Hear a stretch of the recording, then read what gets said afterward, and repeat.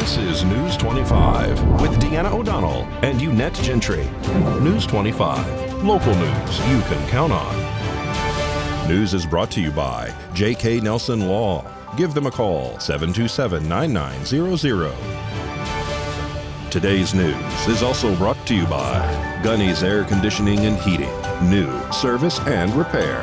Call Gunny's 775-727-6800. Welcome and thanks so much for joining us here on News 25. I'm Deanna O'Donnell. And I'm Unette Gentry. All right, well, today is Thursday, January 13th. Nye County resident Steve Settles has been reported missing. Settles' last known location was in early January in Crystal, Nevada. If you have any information about Steve's location or his disappearance, you can call the Nye County Sheriff's Office, and you can even remain anonymous. The number, 775-751-7000. The Nye County Sheriff's Office is attempting to check the welfare of Timothy Bogan of Pahrump. Timothy was last seen on January 11th on the north end of Pahrump, and anyone with information on Bogan's location is asked to please contact the Nye County Sheriff's Office at 775-751-7000, or you can email at sheriff@co.nye.nv.us. Well, on this early January around noon, California Highway Patrol says a motorcycle was traveling eastbound on State Route 190 near Stovepipe Wells in Death Valley National Park. While traveling at approximately 65 miles per hour, the motorcyclist caused or allowed his motorcycle to drift off the right hand of the roadway, causing him to lose control. The motorcycle crashed into a dirt and rock embankment, and the individual was ejected from the motorcycle. Personnel with the Death Valley National Park Service arrived on scene, rendered aid to that party, and transported him to Stovepipe Wells Airport. While the party was being transported by Mercy Air helicopter to Las Vegas University Medical Center, that individual succumbed to his injuries. Mercy Air diverted to Desert View Hospital here in Pahrump, where he was pronounced deceased. The name is still has not been released, pending next of kin. And a man police say acted as a lookout for a burglary is now under arrest and facing a felony criminal charge in connection with that incident. Brad Francis has all of those details now. Isaac Allen has been booked into the Nye County Detention Center, where he's facing one count of residential burglary. On December 26, Nye County Sheriff's Office deputies were dispatched to an apartment on Highway Street in Pahrump for a residential burglary. Upon arrival, officers obtained surveillance video of the incident. Deputies say that video showed Allen standing watch while another person unlawfully entered a residence to commit larceny. According to the arrest report, when officers asked Allen to identify that person, he would not. Nevada law states that every person involved in the commission of a felony, gross misdemeanor, or misdemeanor, whether the person commits the act constituting the offense or aids or abets in its commission, shall be proceeded against and punished as such. Allen was placed under arrest for residential burglary, since deputies allege he assisted another person in unlawfully entering a residence with the intent to commit larceny. Well, another investigation into the Core Civic Detention Center here in Pahrump. That's right. All that and more when we return. You're watching News 25, the most recognized and farthest reaching local news in Nye County. News 25, local news you can count on. Welcome back to News 25. Well, the Core Civic Detention Center here in Pahrump is being scrutinized. Nevada Democratic Senator Jackie Rosen is calling on Homeland Security to conduct an investigation of the facility located on Mesquite Avenue. They are looking into reports that the facility is potentially obstructing detainees' legal rights and their pathways to release. Rosen says that her office has become aware of reports that detainees at the Nevada Southern Detention Center lack sufficient access to counsel, and that the facility is not properly notifying attorneys when their clients are transferred to other facilities, including ones to other states.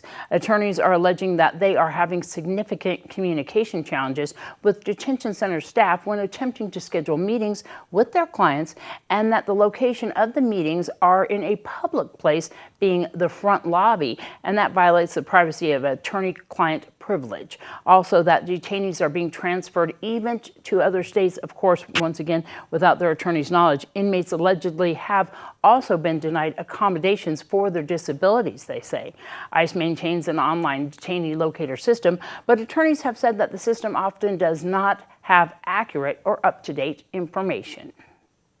And a feel-good story now. A Pahrump woman is spearheading a fundraiser for a deserving elderly woman to repair her well. That elderly woman, who is also a veteran, is currently living without running water. And now Heather Birmingham is stepping up and organizing a raffle drawing to help raise money that will help that woman make the necessary repairs. Last year, she started having problems with her well. She was telling us about a part that she needed, and she saved for months in order to get this part. And as soon as she got it, she was having problems getting it installed properly. As soon as it was installed, which was actually recently, her well pump blew. Oh, wow. And it turns out that nothing's right as far as the plumbing goes in her house, and she's needing all the pipes replaced. She was actually going to friends' homes and getting 5-gallon buckets of water. She'd get 2 or 3 at a time. And right now, my husband and I happen to have a 350-gallon container that we could fill up that would make it a little easier for her to not have to go out all the time. But if she wants water in her house, she still has to go get it from the container, bring it in her house, and use it that way. She is a veteran of the United States Air Force, and afterwards she worked closely with the American Legion. She puts other people's needs before her own, but she's also proud in that she won't ask for help because a lot of things she knows how to do herself. But her house needs work. And it's not just the plumbing. I think there's a lot of things that could definitely use some love around her place. If you'd like to donate items to be raffled off, make a monetary donation, or buy a raffle ticket to help pay for the elderly woman's plumbing repairs, you can contact Heather through Facebook. Well, I've had several reaching out to me on Facebook. That's a really easy way to do it. Through Facebook Messenger. I've had even strangers. It's wonderful. I've had so many of my friends and so many of our local business owners reaching out, but even strangers have been offering to help. My name's Heather Birmingham. You can find me on Facebook Messenger. The raffle drawing will be held Friday evening. Tickets are $1 each, 6 for $5, or the number of tickets in your arm span for $20. Again, for more information, just reach out to Heather Birmingham on Facebook. Well, if you're experiencing symptoms of COVID-19 or have been exposed to someone with the virus, the CDC says you should get tested. But what if you can't have access to a test right away due to high demand?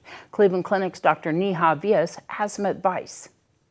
You should assume you are positive and take adequate steps accordingly, and that is to isolate and quarantine until you can get access to a test and know that it's negative. Dr. Vias says if you have the option to choose what kind of COVID test to take, she recommends getting the PCR test. It is considered the gold standard and is the most reliable. Rapid tests, like the ones you may take at home, can sometimes come back with a false negative. So if you aren't feeling well, but the test says you are negative, you should test again with a PCR test. However, Dr. Vias says if the rapid test comes back positive, it's usually right. She knows it can be frustrating to wait for a test, but says that information is important to have documented. It's helpful to know if there's any contact tracing, and especially if you've been around people who are unable to get the vaccine because of their own immunocompromised state or medical issues. It's very helpful information to know who has COVID so that we can help understand the spread and the transmission. And as the Omicron variant continues to spread, Dr. Vias emphasizes the importance of getting vaccinated and also getting your booster shot. She says that's going to be your best form of protection from the virus. And you should also know that Serenity Health has a drive-up clinic that is free from 7 a.m. until 2 p.m. on Wednesdays for patients. And if you'd like any more information, you can look at our local Pahrump Facebook page.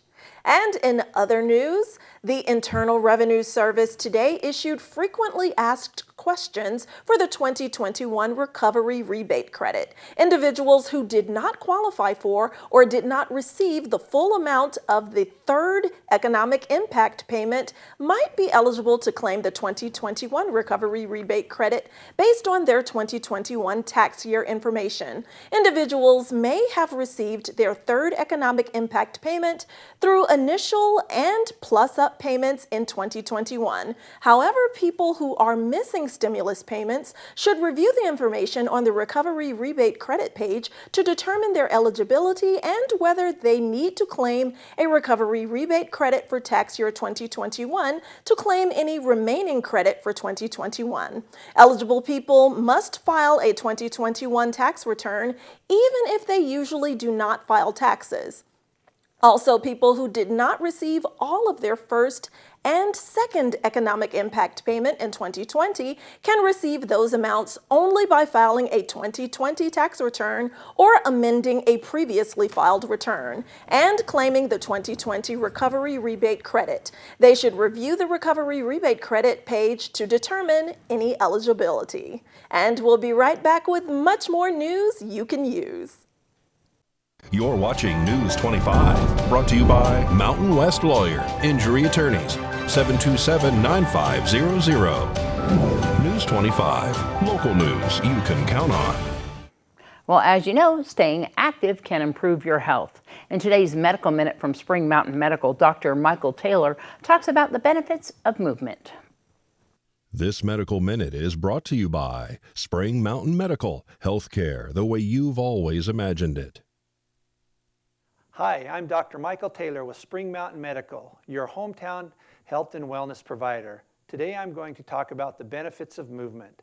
Are you wearing a technology right now that tracks your movement and activity? What is it telling you about your health? Why is it such a big deal? Movement and activity are the key to maintaining all aspects of your health. Walking and strenuous exercise and frequently standing are the ways to keep your heart healthy and your mind clear. Our team of providers have several customized solutions made just for you that help you to maintain your very best health. Come see us so we can help put you on the track for your very best health. I'm Dr. Michael Taylor, and this is your Medical Minute brought to you by Spring Mountain Medical. And as the country grapples with another surge in COVID cases, once again, some of the nation's students are paying the price, while some districts and schools meeting the crisis increase protocols. Some cities, much to the dismay of many, schools are remaining closed and many others are considering doing so. Kim Martinez explains. Once again, schools around the country are contemplating how to respond to another jump in the number of COVID cases. With the latest spike, some schools are doubling down on safety protocols, but in Chicago, it's meant that some public schools have once again shut their doors. For one Chicago parent, this is a real concern. My kids haven't had a normal school year in 3 years. They're being left behind where, these are critical and crucial learning stages of their lives. If everything was laid out clearly and that there wasn't starts and stops and, I think they used adaptive pauses is the term that they've been using. It'd be a little bit easier on families and parents and the children themselves. The decision is impacting more than 300,000 students in Chicago. Sean Walsh has 3 students in public school there, and while he says he has no anger or resentment, he thinks his students are paying the price. For the children, I think that it's most difficult for them because they don't know what the normal structure should be, and in many cases that their instruction is staggered. Walsh thinks it's time that schools address teacher shortages with the same approach as emergency services and stores. Plan ahead to be able to cover employees who are out sick. At some point, we have to be able to move forward and respond instead of reacting to one decision or another decision by a third party. Kim Martinez reporting. Thanks so much, Kim. Well, if you're looking to buy a new computer, you may have questions. Our go-to guy, Josh Osborne at Great Computer Deals in Prump, is here to help. Hi guys, Josh Osborne with Great Computer Deals. It's time for another quick tutorial, viewer question edition. One viewer asks, is Apple really better than PC? I get this question all the time, guys, and I don't know why it gets people so heated. There's simply two different approaches going on here. If you're the type of user that likes a simplistic operating system with great security, but can be a bit pricey and doesn't offer much for customization, but it integrates well with all your different tech devices, then Apple is the way to go. If you prefer an operating system that is more universally used, but can be very buggy and vulnerable to security threats, but is much cheaper in price and offers quite a bit more options when it comes to hardware and software, then a PC with Windows is the way to go. At the end of the day, it's not about which one is good or bad, it's about which one works best for you. Why trust a technician when you can trust a friend? Great Computer Deals is located at 1190 East Highway 372. Call us at 775-990-8833. All right, it's Thursday, and you know what that means. It's sports time with Doug Ferber.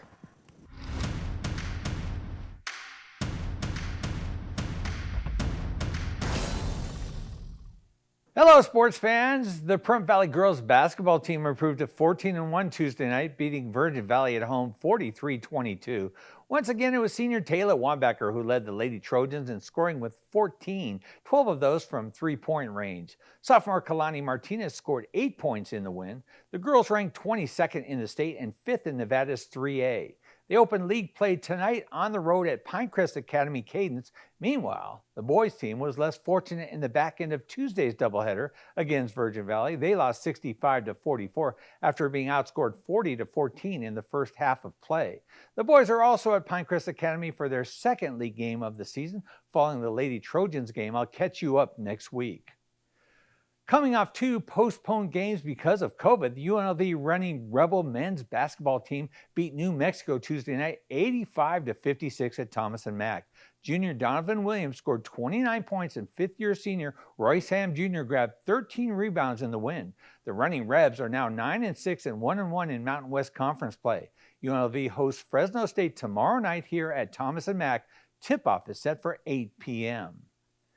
The UNLV Lady Rebs host Boise State tomorrow night at the Cox Pavilion. The UNLV women are 11-4 and 3-1 in conference play thus far. Tip-off for tomorrow's game will be at 6:30 p.m. The Las Vegas Golden Knights earn a bit of a tailspin, losing to the Toronto Maple Leafs Tuesday night in a game-ending shootout 4-3. The VGK trailed into the third period 3-1, but tied it up to send it into overtime, where both teams failed to score. In the shootout, the Maple Leafs' William Nylander snuck one in on goaltender Robin Lehner on the third and final attempt for the Toronto win. The VGK still hold a 3-point edge in the Pacific Division over the Anaheim Ducks. Pittsburgh comes to the Fortress on Monday night for a 7 o'clock game. The Henderson Silver Knights were on the ice last night, hosting the first-place Stockton Heat, and the Silver Knights scored early and often, winning 5-2. Goaltender Logan Thompson stopped 41 of 43 shots to lead the Silver Knights, who head to Ontario for a game with the Reign tomorrow, then return to the Orleans Arena for a Saturday night clash with Ontario. The Las Vegas Raiders head to Cincinnati this weekend for a wild card matchup with the Bengals, a team that beat the Raiders a few months ago 32-13. However, this is a much different Raider team. They have won 4 straight to get here, and there is no quit on this ball club. Head coach Rich Bisaccia gives us a pregame update. Yeah, no, we're not practicing in pads, so it was not what we call a competitive type situation. We kind of compete with our feet on a Friday. We try to practice with a little bit of speed to us. We can get running a little bit, run around with our helmets on and get our bodies in the right position, put our eyes in the right place, those sort of things. But it's not a competitive, physical type practice.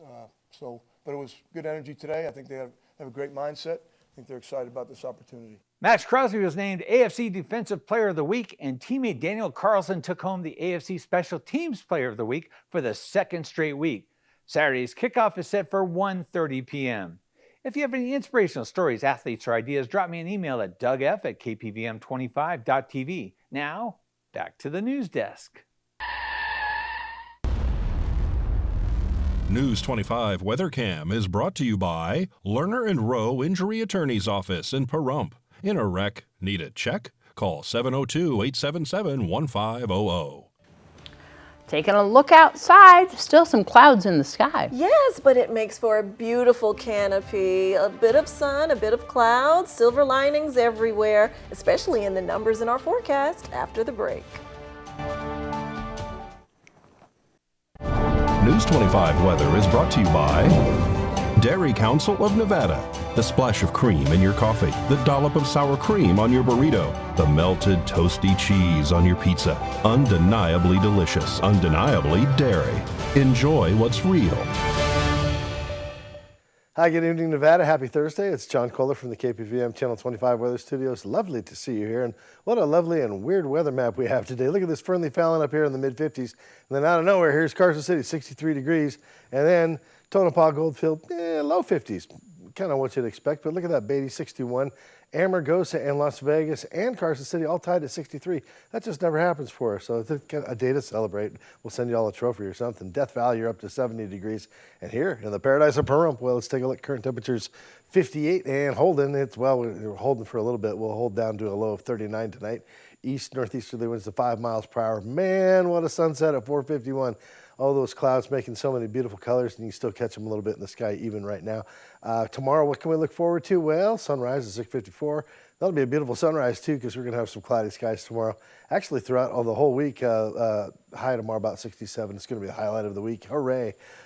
Winds blowing around a little bit, 13 mile per hour, but they'll come down as we head on into the weekend. Look at this weekend. A lot of sunshine, a lot of clouds mixed in with, so it's what we call it partly, mostly with some occasional temperatures holding steady at about 63, 64 degrees throughout the week. Winds holding steady about 6 miles per hour throughout the week, other than Friday. And just a lot of sunshine and clouds to play with. No real talk of rain as we head on into this next glorious week of near spring. Let's just savor it while we can. Back to the desk, here's Deanna. All right, Adrian, sing us out. And now it's time to say goodbye to all our family. P-A-A, how you spell Pahrump? Bye. Goodbye. Thank you for joining us. Good night. Stay safe.